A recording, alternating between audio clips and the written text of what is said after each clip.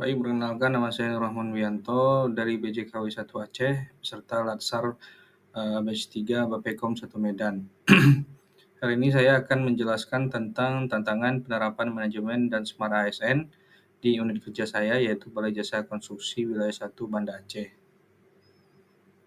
Baik, yang pertama saya mencoba menjelaskan tentang latar belakang unit kerja saya, yaitu Balai Jasa Konstruksi Wilayah 1 Banda Aceh. Yaitu di mana berdasarkan Permen PU nomor 1 tahun 2025 tentang organisasi dan tata kerja unit pelaksanaan teknis di Kementerian Pekerjaan Umum, disebutkan bahwa tugas Balai Jasa Konstruksi adalah melaksanakan pemberdayaan dan penguasaan bidang pembinaan jasa konstruksi.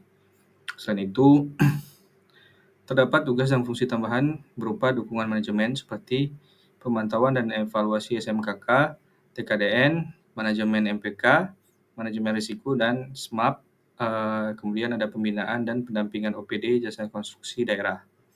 Tugas-tugas itu dilaksanakan berdasarkan wilayah kerja, di mana wilayah kerja BJKW 1 Aceh sendiri meliputi 5 provinsi, yaitu Aceh, Sumut, Sumbar, Riau, dan Kepulauan Riau.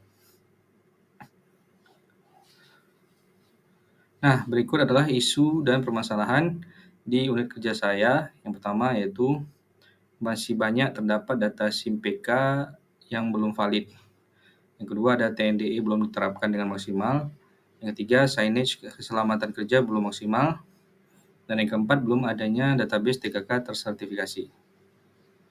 Baik, saya akan mencoba menjelaskan deskripsi masing-masing isu. Yang pertama yaitu data SIM PK belum valid. Jadi masih banyak terdapat data penyedia di aplikasi sistem informasi material dan peralatan konstruksi yang tidak sesuai dan kurang lengkap. Misal pada isian data kapasitas yang seharusnya diisi dengan satuan PS, tetapi diisi dengan satuan HP atau horsepower. Hal ini tentu akan menghambat data tersebut untuk tayang pada aplikasi SIM PK sendiri, sehingga akan berpotensi menyebabkan keterlambatan proses konstruksi atau pengadaan. Kemudian ada isu TNDE belum maksimal.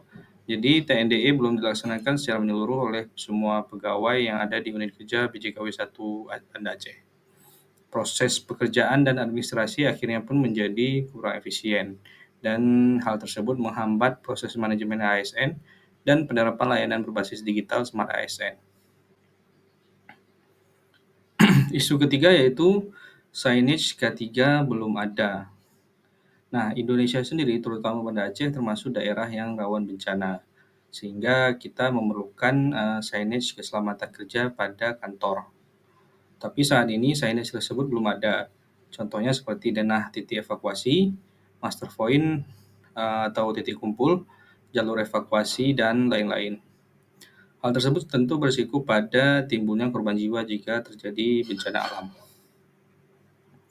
Yang selanjutnya atau yang terakhir yaitu database TKK atau tenaga kerja konstruksi belum ada. Saat ini data TKK tersertifikasi belum terdata secara terpusat di BJKW 1 Banda Aceh. Hal ini menyebabkan sulitnya untuk dilakukan evaluasi keberhasilan dari kegiatan sertifikasi yang sudah dilakukan. Nah, hal tersebut berdampak pada penyusunan program kerja ke depan. Hasil dari evaluasi menjadi terhambat.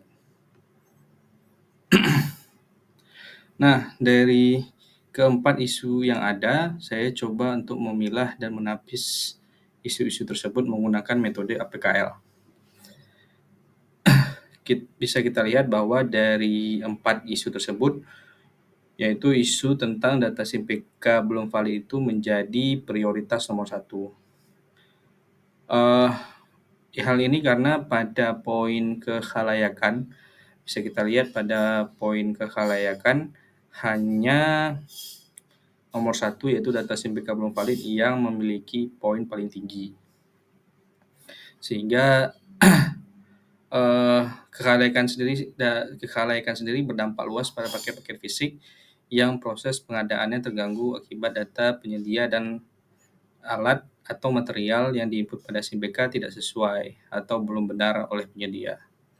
Nah, dari skor bisa kita lihat bahwa paling tinggi yaitu nomor 1 data SIM PK belum valid dengan jumlah skor itu 18, kedua yaitu belum adanya database TKK tersertifikasi dengan jumlah skor 15. Yang ketiga, sains keselamatan kerja belum ada dengan skor 13. Dan terakhir, TNDE belum terapkan dengan maksimal dengan skor 11.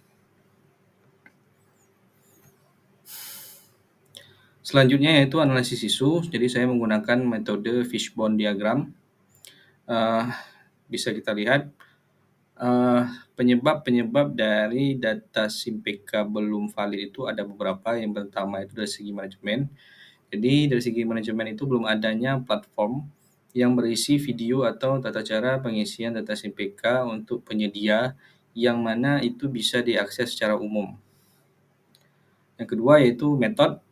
Jadi pengisian data pada SIMPK ini dilakukan secara digitalisasi melalui web aplikasi SIMPK itu sendiri, di mana pada saat awal kita itu harus membuat akun terlebih dahulu.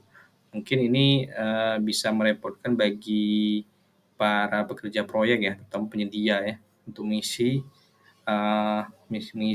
secara digitalisasi ini. Yang ketiga itu ada environment. Jadi pada aplikasi SIMPK ini sendiri pernah terjadi update pada environment aplikasi SIMPK sendiri yang membuat mungkin para penyedia mengisi itu menjadi kebingungan ya, karena ada perubahan-perubahan pada aplikasinya sendiri. Yang terakhir yaitu man. Jadi penyedia yang melakukan inputan data isian material dan alat tidak memahami cara pengisian dengan benar. Nah, selanjutnya adalah rekomendasi solusi. Dari empat akar permasalahan tadi, saya simpulkan bahwa rekomendasi solusi yang paling tepat ada dua, yaitu yang pertama, pembuatan video panduan pendaftaran SIMPK. Jadi membuat video panduan pendaftaran alat dan material pada SIMPK untuk penyedia yang dapat diakses oleh publik, misalnya kita upload ke YouTube. Dan kemudian melakukan update video berkala jika memang terjadi perubahan fitur pada web aplikasi SIMPK. Yang kedua sama, cuman dalam bentuk buku saku ya. Jadi membuat buku saku panduan pendaftaran alat dan material pada SIMPK untuk penyedia yang dapat diakses secara publik dan melakukan update buku saku secara berkala jika terjadi perubahan fitur pada web aplikasi SIMPK. Baik, itu saja dari saya. Terima kasih. Assalamualaikum warahmatullahi wabarakatuh.